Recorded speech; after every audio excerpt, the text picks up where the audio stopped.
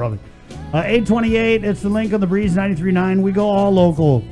Every song we play on this show is going to be from a local artist. And this one, wow. Why did you go? Did you find someone else's glow? Are you ready? Oh, I thought it was nowhere to be found. Yeah, this, wow. Anna D. Garcia, So in Love. 829. Good morning. I think even the soup was singing along to that one. Okay, wait. So taking him back. Wait, so if Sabrina's on lead vocals, right? Yeah. You're doing the air drums. Can the soup be lead guitar? Yeah, you'll do because there was a killer guitar solo in that song. I think Jon Fernandez can rock out. I'm pretty sure. He looks like he can play an instrument. I don't know. You played some instruments in your day, right, John? Not on camera. That's a great answer. All right. 829. Good morning, Superintendent Jon Fernandez from the Guam Department of Education on the line. Obviously, very valuable guest. And John, we got our questions, but we just we'll give you the floor to message out to the parents, the students, as we anticipate the reopening of public schools in The 17th. the 17th, which is 12 days from now. Well, the 11th, right? Right. But for students to actually go into campus the 17th. Right. So we'll just give you the Right? floor for your Is opening. that right? Yeah, actually, August 7th is our first day for teachers, Okay. and August 11th had been the original day for classes, but we pushed back first day of classes to August 17th, so we could give an opportunity for the principals and the teachers and staff to get together and plan and train, make some of the adjustments needed for the school year. So August 17th is first day of classes, but as soon as Friday, we'll start to get our teachers in and hear from them, get them ready, get them adjusted, and get them ready for this first day on the 17th. Right, and we had some PTSA people on yesterday. We had private school folks on today, and it kind of seems definitely like you guys are public and private all on the same page as far as the safety measures, COVID-related safety measures. And I guess, John, if you could speak to that, because reading the comments, there are still parents out there who are still concerned. So have you guys done with the department the best that you feel you could under the circumstances? Right. I mean, I think, for all the parents who are listening, who are public school parents, the opening of schools not only involved putting safety first and planning around it, but also getting parent input. And so we've held numerous online conversations with representatives of the parent-teacher associations. We held a week long of evening sessions with parents, any parent who wanted to call in and Zoom in. But we realized that there are some parents who are just still getting some of that information as well, who may not be linked into certain types of media or who are just starting to focus back in, now that the summer is coming to an end. So I think the key thing is not only have we prioritized safety at the campuses, we've also given an opportunity for parents and students to elect one of three options, including two of those options being at home 100% of the time, meaning, whether it's online or through hard copy lessons, those parents and those students who do not feel comfortable coming back to school, for whatever reason, they do have that option, and all you need to do is contact your school. We're still accepting, registrations, even though we tried to set an earlier deadline to gather information. We've got about 20,000 of our students who've been registered under any of those three models of learning, but there's still time for those who have not yet responded. So we are still waiting. You still have time to contact your school directly. Mm-hmm. What about we talk a lot about parents and students. What about teachers? Are they also given the option to do whether it's distance learning or face-to-face? So I think ultimately, our mission is teaching and learning, and what's driving that right now is the number of students who are electing to come on campus versus staying home. And based on that, our schools are going to are organizing themselves to deliver that type of instruction and support. So we do, and we have encouraged teachers who have any concerns due to health reasons or so forth, to go ahead and make their requests and concerns known to their administrator, so we can consider that in the planning and organizing for the school year. So I wouldn't at this point. I would say we probably got maybe 40 to 50 requests across the school system, which is not as many as we anticipated. But with each of those, the school administrator is charged with looking and determining, how best to meet that accommodation. Right. And we have a range. I mean, we do have a range of different concerns that have come through. Obviously, some of those concerns are those who indicate being a high risk due to having any type of health condition that might lend itself Wow. to to being in that category. Yeah. But there are also others who say, look, just in case I get it, I live with my parents or my grandparents or someone who has a health condition, and how do we take that into consideration? Right. So we don't. Those are normal accommodations that are made, but we are going to do our best to try to address them in this unique situation. So that's handled at the various schools, right? Because we had heard we had brought it up with Tim. Just concerns from some teachers who maybe don't have that online option for the school that they're stationed at. What would the remedy be for those teachers who, in that case? And then also, what about a teacher's something as simple as childcare, right? So teachers with kids, right? Are we also taking those kind of things into consideration, and in what ways? Right. Again, I think that's actually a challenge for every employer. So Right. even here at the central office, we have to be concerned about that. So again, a lot of that's going to get handled at the school level. We know that there are some teachers requesting to teach online. The majority of the time, if not the whole time, simply because of the childcare issues. So in the event that a teacher makes that request and the schools are unable to accommodate them, at that point they'll be able to elevate it to for further consideration to a deputy or to the superintendent level. So we're not really at a point where we've seen some of these issues not being able to be resolved. Okay. And we're allowing the school administrators to work within their master schedule around their student needs to be able to see how much we can accommodate. It's not going to be just because I'm scared to come back. Right. I think everyone's kind of anxious, and we want to reassure everybody that these are the safety measures in place, and that's why we want our teachers back for that whole week before we get any students back to campus. But we do recognize there are other concerns as well. And then again, if I get something at school, but I go home and I have someone at home I'm worried about, can that be considered? So once the school administrators gather those requests at their school level and look at how they're going to organize teachers to deliver online or face-to-face instruction, or then I think we'll sort out what's been able to be accommodated and what's still unresolved, and determine how to address those specific situations.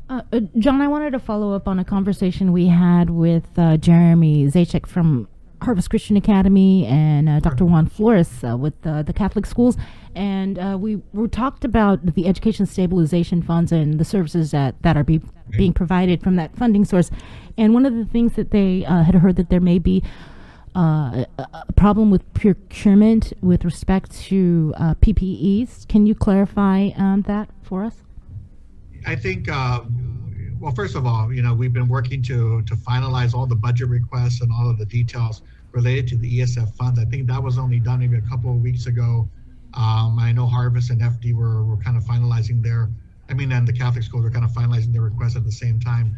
And then, of course, throughout this period of time, procurement has always been a concern, mostly because of the volume of supplies that we are requesting, the availability of those supplies, and to be able to get them in a timely fashion before the start of school. So even for us, we're currently working to procure those supplies, and we anticipate getting them in, and hopefully by midweek we should be able to confirm that everything is in place for the start of the school, for the start of classes and the start of the school year. But of course, for DOE, what we did was we chose and selected an opening date, but we've always made it contingent on having the PPEs available. And if they weren't available, we would of course push back the start of the school year to make sure that we could guarantee that those are in place. I think because of the accelerated schedules for the Catholic schools and others, that because of their timing, some of them chose to go ahead and purchase those supplies where they could find them, and that's probably at smaller volumes, of course, to be able to get that early start done. But for us, with the volume and with the supply chain that we're looking at, we have vendors who say, yes, we have these available, but they won't be in for 30 days. Or we have this available, but it's at a really high price. There's a lot of things that go into the procurement process that we need to weigh as we try to get a competitive price, but also meet the timing issues. The other thing is we've been working with the federal government to try to work through FEMA and others to get supplies in, and that's been another pathway we've been exploring. But I think the challenge in procurement is just being able to get available supplies in the amounts that we need at a good price. And I've been on calls every day to monitor where we are at this point. And I'm confident that we'll get the essentials in no later than the 12th, but hopefully some of them will be in earlier than that, and we'll get them out to the schools as soon as we get them in. Okay, but at the end of the day, if they are not in by the 17th, then there's a possibility that school could be delayed. The board has given me the flexibility to ensure that we keep our students and employees safe, and part of that is ensuring that the supplies are ready for the first day of class. And so if they aren't in, and we're looking at August 12th as a key date for some of the things that we're expecting, then we're going to have to make a decision about whether it's safe to open. Right. Ultimately, face masks are really key. The cleaning and disinfecting supplies are really key. And then there's other things that we've also purchased. Well, the temperature scans as well, making sure we have the temperature, the thermometers, thermal scanners in place so we can do the temperature checks. There are things like plexiglass and other things that are on order. Whether or not they will be essential to open is, they're not as essential as the face masks and other things that are required under public health. So, but we will try to get all of those in by the 12th. John, so if there is going to be another delay in the reopening of schools because of the delay of these supplies coming in, when would we know about it? Just so we can kind of set in our mind a date to check up on you. And it's not going to be like on the 16th, right? Well, I think, what I've been doing is trying to check in with the media on a weekly basis, right, around the same time on Wednesday. So, right, again, because of the situation and the uniqueness of the situation, I'm hoping that we can all be flexible, that our parents and our students can be flexible. And I'm sure they would agree with us that if we need to push right back the start of the school year, it's probably better to do it if we don't have the safety supplies. At this point, again, we're not recommending a delay. We still are on target for the August 17th start of classes, and then we're just daily monitoring the progress in in vendors coming in for the procurement and finalizing those processes so we can get the supplies in. Mm-hmm. So once if we know ahead of time that something's not going to be available and can make that decision, then we'll make sure the media knows as soon as. But so those PPEs and those supplies are for the students, because you mentioned earlier that August 7th was when teachers and staff were going to start coming in. So they're just going to be wearing their own right PPE. At this point, we're asking for them to use their own face masks, but we intend to purchase everything to supply them for the duration of the year.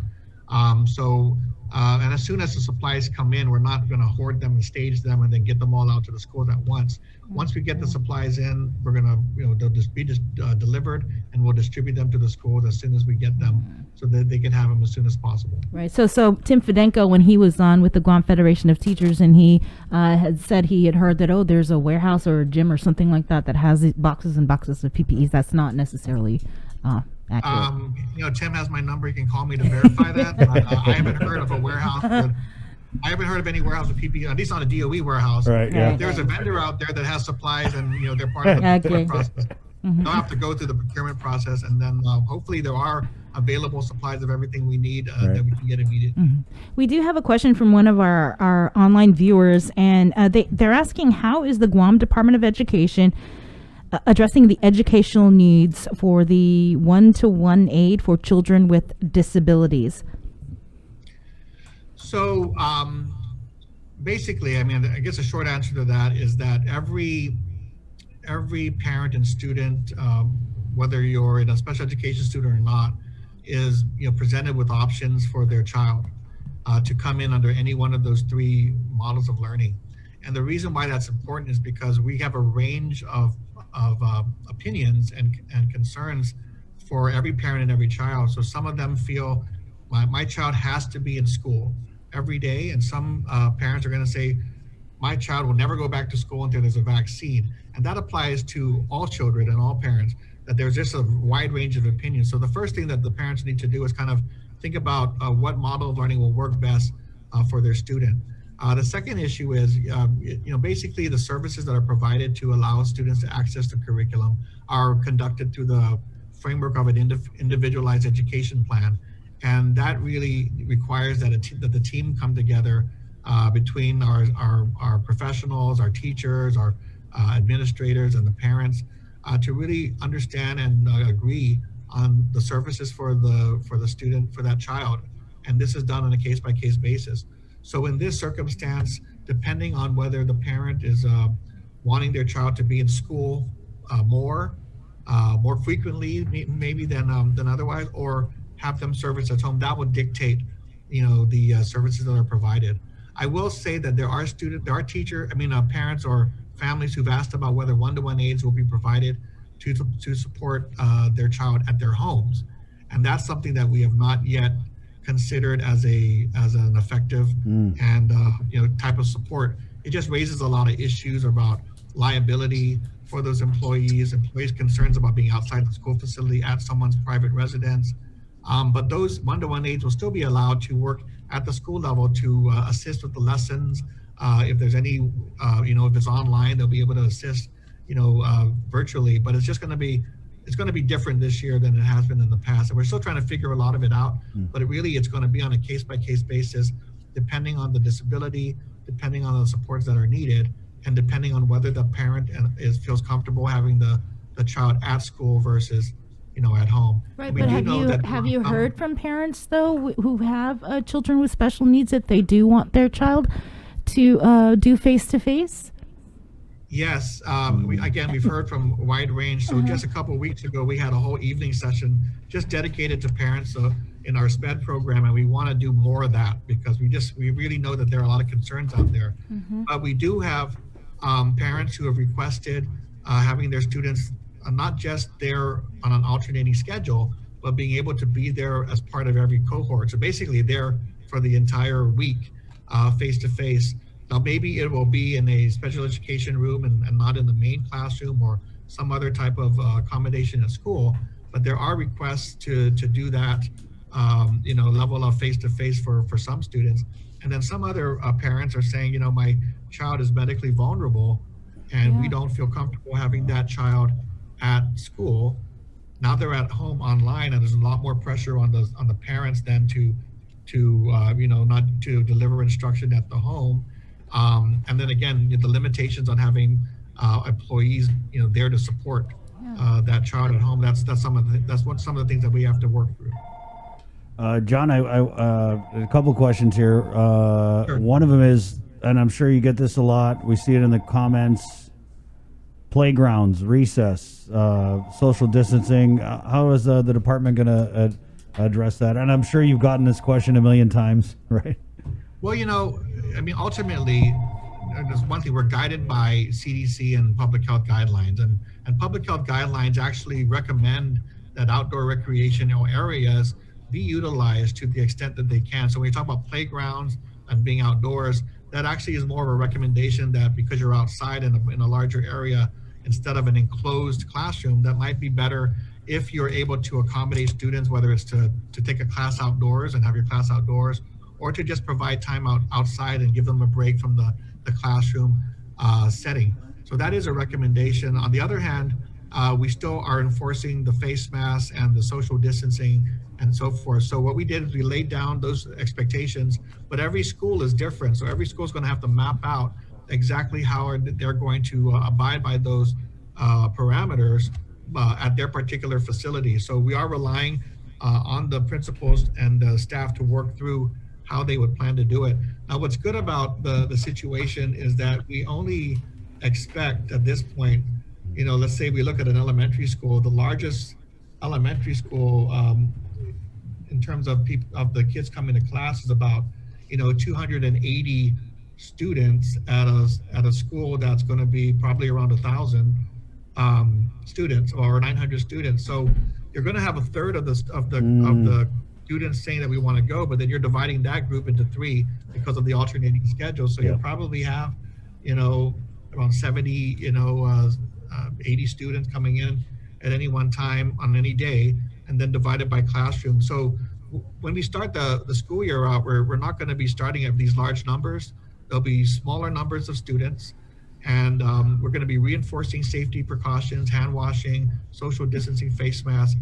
And it's going to take some time to make sure that everybody gets used to the routine, but we're hoping that this will be an opportunity to reinforce those safe practices with the smaller numbers. So I don't want parents to think that the entire school is coming back, or even half of the school is coming back. We're really talking about almost 1/6, on average, of the school population being back at school at one time. And that gives us some comfort in being able to keep our kids safe. And I think what's driving a lot of these playground questions is you're right. People in their mind visualizing the traditional pre-COVID recess chaos, and that's not going to happen. You're right. So there's so few kids coming that we can social distance more than adequately. John, I had another, not really a question, but and this is just something. I mean, even before COVID, we've all heard from the teachers who have to buy their own supplies. I just got a message from a couple, well, one teacher and then a significant other of another, talking about teachers having to buy their own sanitizing supplies, the wipes, Clorox, disinfectants. And I mean, I know it's accurate, but is the department doing anything? Is there any CARES Act funding available for these types of purchases? Well, actually, part of the supplies that we're providing, all those cleaning supplies, the hand sanitizers, the face masks, are for the employees and the students. So hopefully by next week, we'll have all of those at the schools to be able to supply for all the classrooms. Okay. So the teachers need to make sure that they are in close touch with their administrators, so they will understand exactly what is being provided. Obviously, if you want to provide more than is being provided at the school level, then you have the option to do it. If you feel that or you like different masks, or you prefer a different sanitizer, that's up to the teacher. But we will be providing those supplies, and the administrators will get by next week we'll understand exactly what's at the school level, right? And that'll at least be the basis for the protective supplies that we're purchasing. So basically, if you teachers want lavender scented Clorox wipes or anything like bougie type sanitation thing, that's out of pocket. All right. Right. Well, again, we're purchasing from vendors through our procurement process, and we've laid out the specs for what's needed. And so that what we purchase will end up being throughout all of our schools. Right. But if you prefer a certain kind of face mask, you like your own face mask at home, you can feel free to utilize that. But we are providing a supply that will be for the employees and the students. So if the teachers aren't aware of that at this point, again, a call to your administrators to clarify that. And then in addition, we are providing around $2 million to support our schools in purchasing some of the basic instructional and school supplies that sometimes might go out in a list to parents. Please, buy an extra, box of tissues or notebooks or things like that. We're wanting to kind of ease the burden on the teachers and the students with some of this CARES money. So that will be allocated to the schools for them to meet with their teachers, determine what needs to be purchased, and then move forward to go ahead and purchase those supplies. Mm-hmm. John, I just wanted to go back real quickly to the special education needs and the one-to-one school aids. When are you going to be making some final decisions on the services that GDOE is going to be able to provide? You mentioned the one-to-one school aids and the possibility that they may be deployed to the households of students with special needs. But when is the final plan going to be and decisions made? Right. So again, all of these decisions are going to be driven by the IEP processes and the collaboration between the parents and the schools. So that communication needs to occur. I've been on emails and I've seen some of that communication already starting between the families and special education and the schools to revisit the services that are being provided, and at that point determine exactly what services will be in place. Once it's in an IEP, we're obligated to provide those services. So it's really important that it be done and it be agreed upon by all involved. Even though we do have one-to-one school aids, I can't say that they are or are not going to be used in any particular kind of way until I understand, which students are requesting the aids, what they agree on in terms of what services and supports can be provided. I just know that there are going to be some of the harder questions that we're going to have to we're probably not going to be resolving, anytime soon, relative to doing online learning and having the support of a school aide, out at your residence. That's probably something that we're going to have to be very careful about looking at and developing. So some of those particular requests, we kind of know off the top might be very difficult to even to come to agreement on. But there are a whole host of other supports in between that we need to make sure are being discussed on a child-by-child basis. Right. So it depends on the schools and the parents setting up a time to work through those issues and come to some type of agreement on how to handle this year. Right. No, it's just good to hear that these discussions are happening so Right. that no child really is Left left behind. Ooh, I like how you did that. Okay. No child left behind, adequate education. Now, it is a challenge. I mean, it's a challenge this year. I mean, nationally, it's going to be a national challenge. But I think we really benefited from the Zoom conversation we had a couple weeks ago with our families, our parents of students with disabilities, and we promised them to have regular meetings, even if it's done in that way, so we can kind of ensure that we're hearing any of the progress or frustration through this process. So that's our commitment to those families, and we'll push that out through the schools, make sure everyone knows when those are taking place. Nice. And John, so this is our standing Wednesday 8:20 Zoom interview, and we'll catch you in a week here on the link on the breeze. Thank you so much, Thanks, John, for all your hard work and for the access. Thank you guys for the early entertainment too. That was wonderful. Thanks, Sabrina. You take Wash care. your hands and your thumbs. 8:54. Hey, we got to take just a really quick break, and we're going to come back and break bread with Jigo Mayor Rudy Mantonani right before